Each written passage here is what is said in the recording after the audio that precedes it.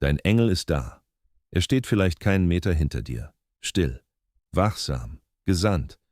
Du kannst ihn nicht sehen, du kannst ihn nicht hören, aber nach der Bibel ist er da. Und was er in diesem Moment tut, könnte der einzige Grund sein, warum dein Tag so verläuft, wie er verlaufen wird. Stell dir vor, du stehst genau jetzt in deiner Küche. Du schaust auf dein Handy. Ein ganz normaler Morgen. Und doch ist da etwas, das du nicht siehst. Sein Name wird in der Bibel nie genannt. Sein Gesicht wird nie beschrieben, aber seine Aufgabe wird in der ganzen Schrift so klar umrissen, wie es den meisten Christen nie beigebracht wurde.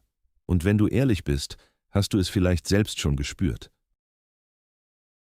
Diesen Moment, mitten in der Nacht, in dem du plötzlich aufwachst, ohne zu wissen warum. Das Haus ist still. Nichts ist passiert. Du schaust auf die Uhr, und in diesem Moment ist da ein Frieden, den du dir nicht erklären kannst. Oder dieser eine Augenblick auf der Autobahn. Du wechselst die Spur, ohne nachzudenken, und Sekunden später passiert genau dort, wo du eben warst, etwas, das dich hätte zerstören können. Du sagst dir, Glück gehabt, aber tief in dir weißt du, das war kein Glück. Beginnen wir mit einem Mann namens Bileam. Im 4. Buch Mose, Kapitel 22, reitet dieser Mann auf seinem Esel einen schmalen Weg entlang, auf dem Weg etwas zu tun, was Gott ihm untersagt hatte. Und plötzlich bleibt der Esel stehen. Er hebt seinen Stock, um ihn ein drittes Mal zu schlagen, und genau da öffnet Gott ihm die Augen. Direkt vor ihm, nur wenige Zentimeter entfernt, stand der Engel des Herrn, das Schwert gezogen, bereit, ihn zu töten. Im 4. Buch Mose heißt es, Bileam verneigte sich tief und fiel auf sein Angesicht, denn jetzt begriff er, der Esel war nicht ungehorsam gewesen, der Esel hatte ihm das Leben gerettet. Wie oft ist in deinem Leben etwas schiefgegangen, das in Wirklichkeit himmlischer Schutz war? Der Job, den du nicht bekommen hast, die Beziehung, die zerbrochen ist, der Plan, der im letzten Moment scheiterte. Du warst frustriert, du warst wütend, du hast auf den Esel eingetreten und ein Engel hat dir das Leben gerettet. Wie viele verschlossene Türen waren in Wahrheit gezückte Schwerter zu deinem Schutz? Wenn dir gerade ein Moment einfällt, bei dem du im Nachhinein verstanden hast, das war kein Zufall, das war Schutz, dann schreib in die Kommentare einfach Danke.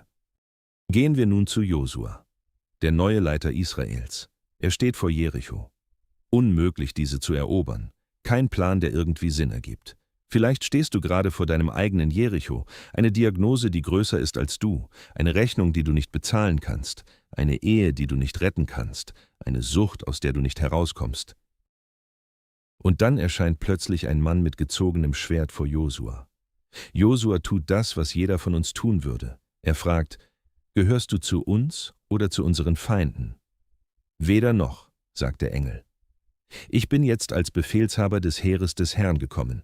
Die Mauern Jerichos fielen nicht wegen der Trompeten. Sie fielen, weil der Himmel sein Heer bereits entsandt hatte. Was die meisten Christen übersehen, die Bibel beschreibt den Himmel nicht als fern, sie beschreibt ihn als nah. Erinnerst du dich an dieses Gefühl? Du sitzt allein im Auto oder auf dem Badezimmerboden, Tränen, die nicht aufhören, und mitten in diesem Schmerz, plötzlich, aus dem Nichts, ein Frieden, der keinen Sinn ergibt. Du kannst ihn nicht erklären, aber er ist da. Das war kein Zufall. Im 1. Buch Mose hat Jakob Angst. Er steht kurz davor, seinem Bruder Esau zu begegnen, demselben Bruder, der Jahre zuvor geschworen hatte, ihn zu töten. Direkt vor diesem Treffen heißt es, die Engel Gottes begegneten ihm. Dann sieht Jakob Esau kommen, mit 400 Männern. Jakob rechnet mit Angriff. Doch statt Rache geschieht etwas völlig Unerwartetes. Esau läuft ihm entgegen, fällt ihm um den Hals, küsst ihn und beide weinen. Schau jetzt auf dein eigenes Leben, die Rechnungen, die Arbeit, die Diagnose, der Streit, die Einsamkeit. Das ist es, was du siehst. Aber Gott ist hinter dir. Engel sind oft die Überbringer. Durch sie kommen Gottes Antworten oft zu dir. Durch sie erreicht dich Schutz. Du musst einen Engel nicht fühlen, um einen zu haben. Du musst keinen sehen, um verteidigt zu werden. Du musst es nur wissen und so beten, als wäre es wahr. Denn es ist wahr. Psalm 34,8 sagt, der Engel des Herrn lagert sich um die her, die ihn fürchten, und er befreit sie. Lagert sich. Das heißt, er ist stationiert. Er ist auf seinem Posten. Er geht nicht weg, wenn es schwer wird. Er ist da für die lange Wache. Während du schläfst, während du weinst, während du arbeitest, während du zweifelst. Wenn du dich das nächste Mal mitten in der Nacht allein fühlst, dann denk daran, wer vor deiner Tür Wache steht.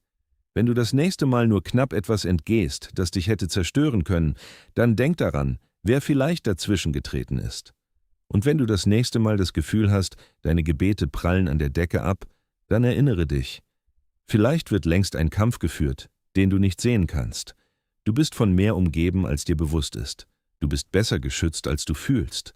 Du bist mehr gesehen, als du weißt, denn du warst nie allein. Du hast nur nicht nach oben geschaut. Klicke auf den Like-Button und abonniere den Kanal für mehr Videos. Wenn du denkst, das Video könnte jemanden, den du kennst, gut tun, dann teile dieses Video mit ihm. Schreibe Danke in die Kommentare, wenn du heute neu daran erinnert wurdest, dass du nie allein warst.